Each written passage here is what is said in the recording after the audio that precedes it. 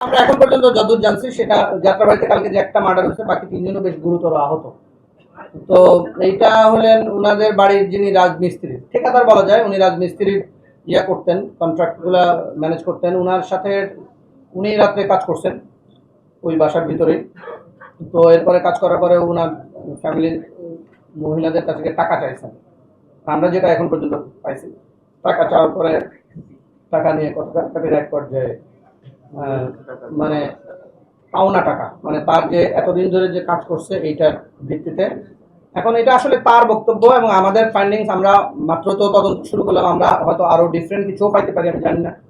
আমরা তো সবকিছু খোলা রেখেই আগাচ্ছি। আর এই থেকে শুরু, এবং আমরা যেটা পাইছি সেটা হলো মানে ভিকটিম যারা, তারাও তাকে কুপিয়েছেন এবং যিনি আসামি তিনিও কুপিয়েছেন, মানে কোপাকুপি ঘটনা ঘটেছে। তো এখানে ভিকটিম তো আমি বললাম 4 জন, একজন মারা গেছেন, 3 জন গুরুতর আহত, 3 জন আসামিও আহত, এবং সারা বাসায় মোটামুটি রক্তাক্ত ছিল।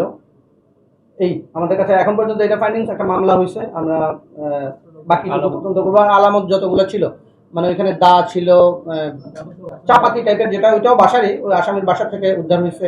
তারপরে ছুরি টুরি যা আছে, দা আছে, যা সব উদ্ধার হয়েছে। না, ও ভিতরে ছিল, ও তো ওদের পরিচিত, ও পুরা বাড়িটাই, ও মানে ঠিকাদার হিসেবে পুরা বাড়িটাই কাজ করছে এবং রাতে কাজ করছে।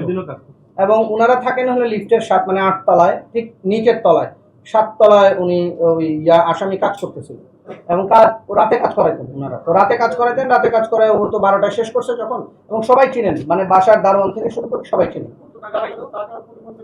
টাকার পরিমাণ এখন পর্যন্ত কনফার্ম হয়নি, ও তো দাবি করছে অনেক টাকা, বাট এখনো পর্যন্ত আমরা কনক্রিট কোনো কিছু পাইনি। ও প্রথমে বলছে 20 লাখ টাকা পায় না, 22 লাখ টাকা পায়, জানি এরকম।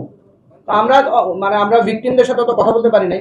আস্তে আস্তে আস্তে আস্তে কথা বললে হয়তো ভিকটিমরা যদি কথা বলার মতো অবস্থায় আসেন, কথা বললে হয়তো আরো তথ্য পাওয়া যায়।